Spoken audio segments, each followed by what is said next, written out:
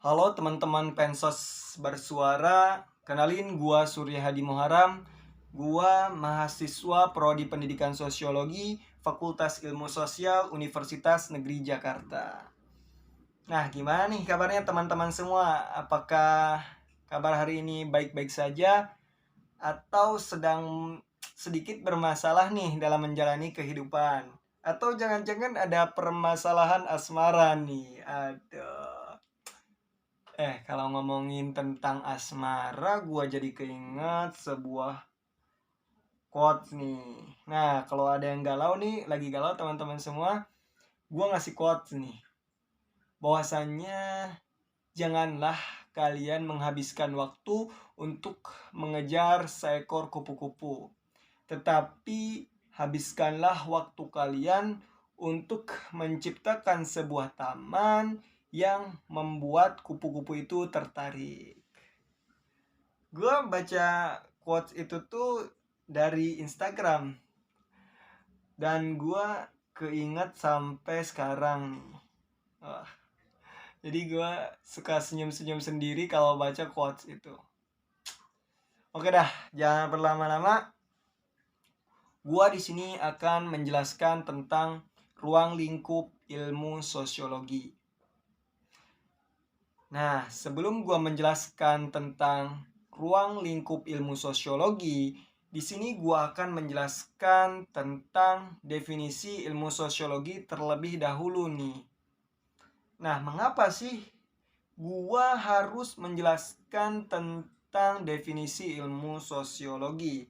Karena secara tidak langsung, ketika teman-teman semua memahami apa sih itu definisi ilmu sosiologi, maka secara tidak langsung teman-teman semua mempunyai gambaran umum tentang sebuah ruang lingkup ilmu sosiologi, teman-teman.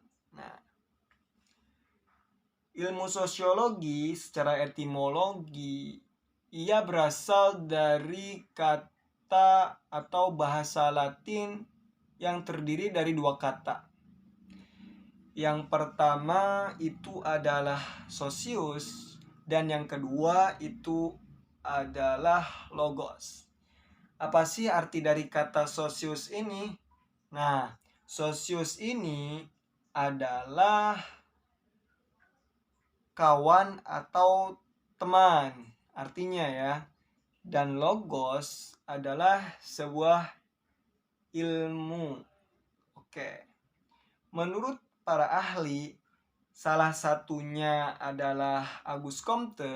Ilmu sosiologi ini adalah ilmu yang mempelajari tentang masyarakat. Nah, secara umum, ilmu sosiologi ini mempelajari tentang hubungan jaringan manusia di dalam masyarakat.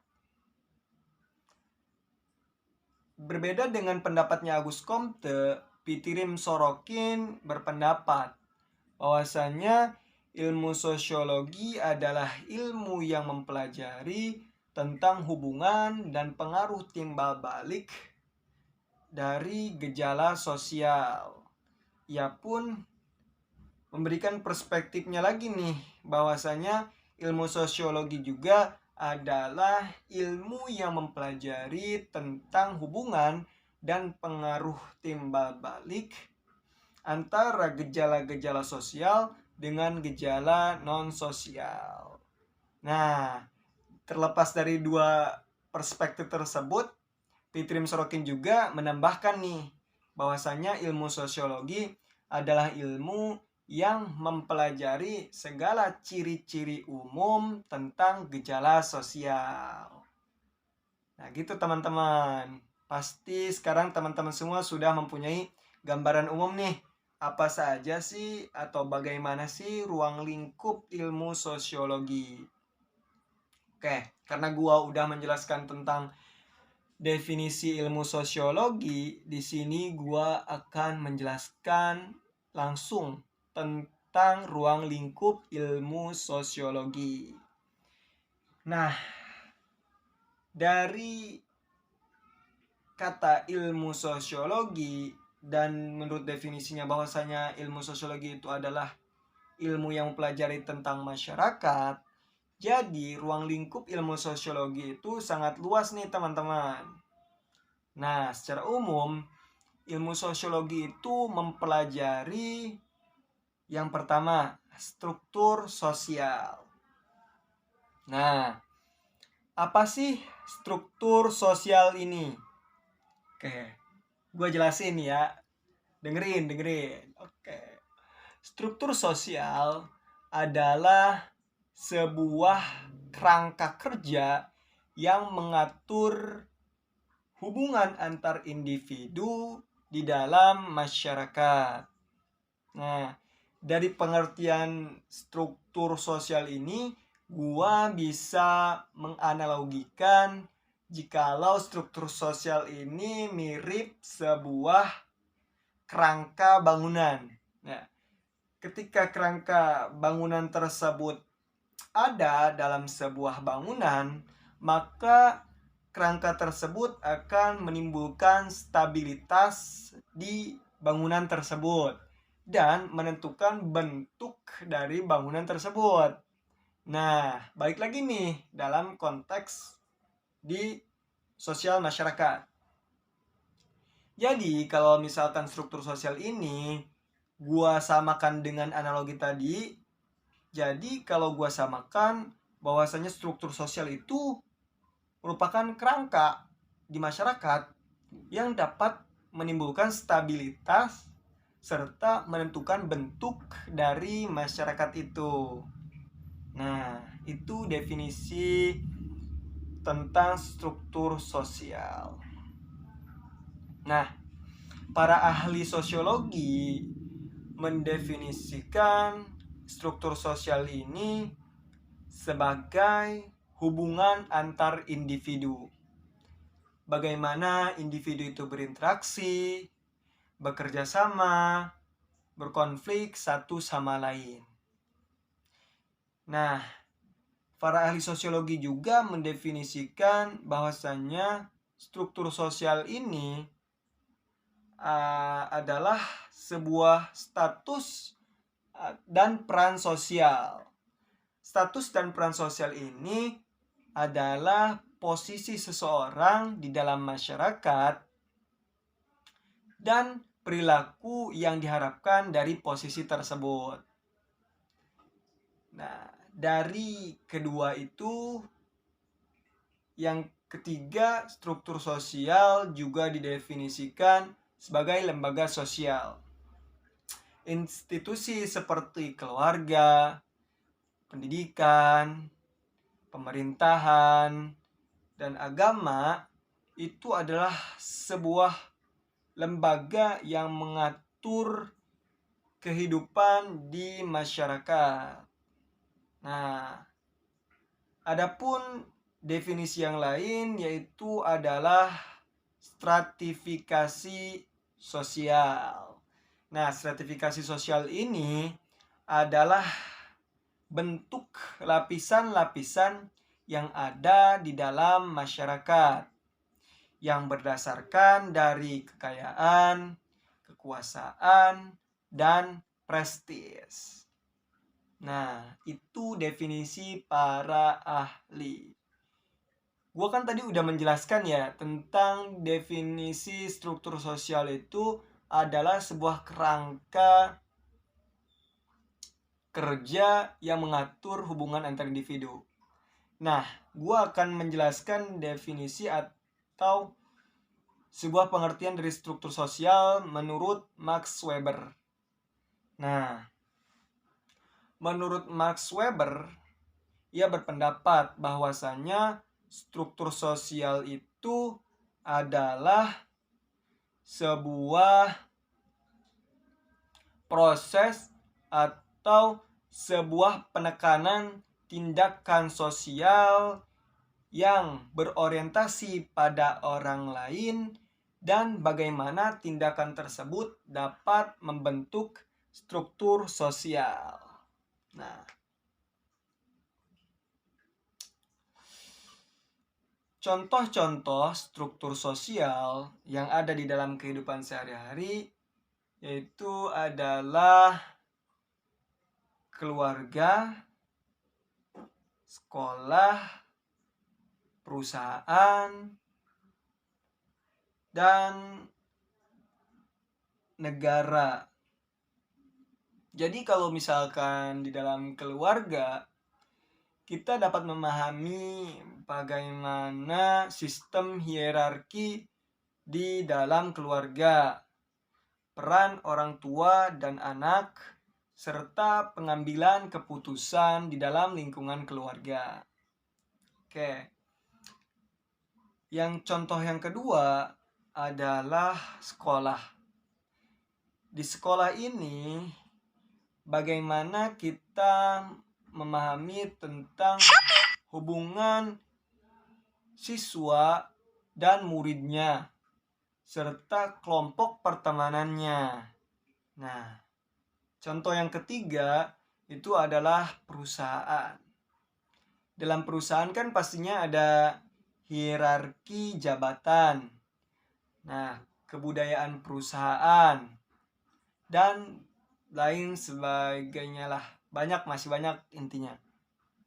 Dan yang ketiga adalah negara. Negara ini terdiri dari kelas sosial, suku bangsa, dan agama. Oke, itu struktur sosial. Gua akan menjelaskan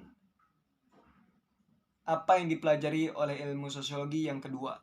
Nah, yang kedua ini adalah proses sosial. Proses sosial adalah serangkaian interaksi dan hubungan antar individu atau kelompok di dalam masyarakat. Nah, bagaimana di dalam proses tersebut kita menjalin kerjasama, adanya kompetisi, akomodasi, dan asimilasi. Dari pemikirannya para ahli sosiologi, proses sosial ini didefinisikan sebagai cara berhubungan. Nah, bagaimana cara individu itu berhubungan dengan individu yang lain? Bagaimana mereka saling mempengaruhi dan bagaimana mereka membangun hubungan sosial. Nah, yang kedua, para ahli mendefinisikan proses sosial sebagai perubahan sosial. Nah, perubahan sosial ini merupakan proses transformasi di dalam masyarakat, baik dalam skala kecil maupun dalam skala besar. Nah, yang ketiga, para ahli pun mendefinisikan proses sosial ini sebagai pola interaksi. Nah, pola interaksi ini adalah pola-pola yang terbentuk dari hubungan sosial. Contohnya seperti kerjasama, akomodasi, serta asimilasi atau kompetisi. Nah, dari jenis-jenis perubahan sosial, proses sosial ini ada beberapa ciri proses, ada beberapa contoh atau sistem atau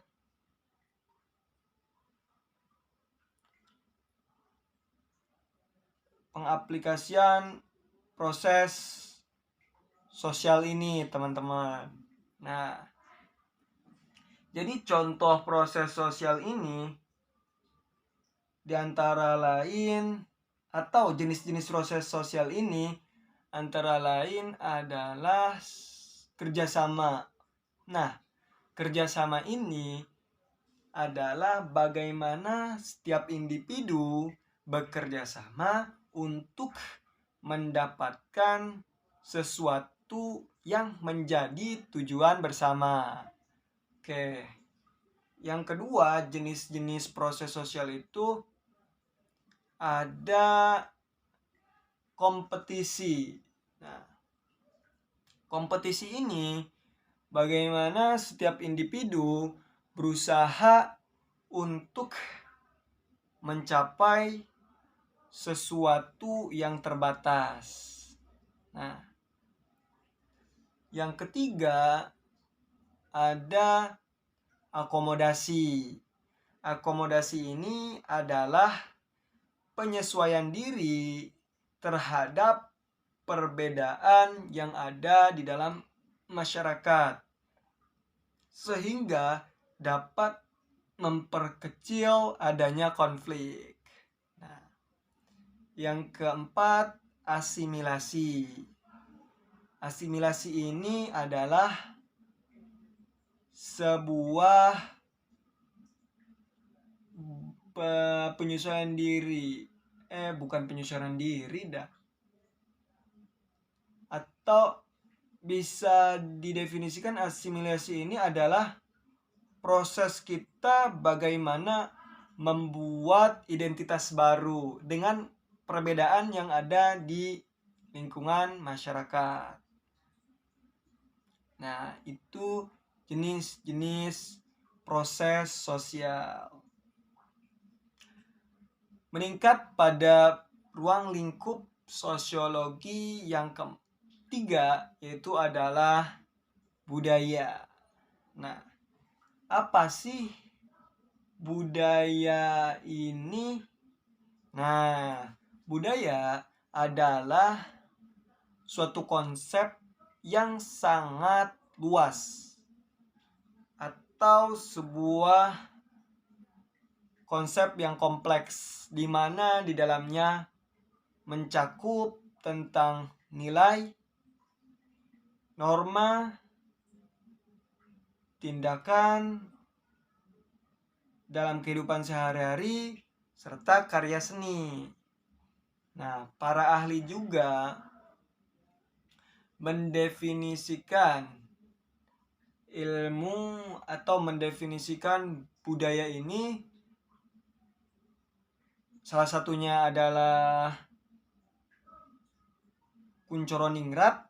Ia menjelaskan mendefinisikan bahwasannya budaya itu adalah suatu atau segala sistem atau semua sistem dari tindakan, rasa, gagasan, dan karya yang diciptakan oleh manusia di dalam kehidupan bermasyarakat yang menjadi miliknya dengan belajar. Nah, nilai-nilai yang terkandung di dalam budaya ini, teman-teman, antara lain itu ada nilai. Nah, nilai itu adalah pandangan baik buruknya di dalam masyarakat. Nah, sedangkan norma adalah sebuah peraturan yang diyakini masyarakat untuk mengatur kehidupan di dalam masyarakat. Nah, yang ketiga yaitu adalah simbol. Nah, simbol ini adalah tindakan, benda, atau kata yang telah disepakati di dalam suatu masyarakat, sehingga semua bagian dari masyarakat tersebut memahami dari simbol-simbol itu. Oke. Yang keempat ada bahasa. Nah, bahasa merupakan sebuah media penting dalam berinteraksi tentunya. Nah, Dari situ bahasa adalah suatu unsur yang penting dalam sebuah budaya. Oke. Dari penjelasan gua, mungkin gua akan menjelaskan, hanya dapat menjelaskan ruang lingkup sosiologi dari tiga hal tersebut. Yang pertama ada struktur sosial, ada proses sosial, dan ada budaya. Jadi kalian atau teman-teman semua dapat menambah atau dapat memperbaiki apabila ada penyampaian gua yang salah. Jadi teman-teman dapat mencari referensi dari media lain sehingga dapat memberikan pemahaman terhadap teman-teman semua. Di sini gua Surya Hadi Muharam. Sekian dari gua, semoga ilmu atau pemaparan materi yang gua sampaikan bermanfaat bagi teman-teman semua. Kurang lebihnya mohon dimaafkan. Wabillahi taufiq wal hidayah. Wassalamualaikum warahmatullahi wabarakatuh.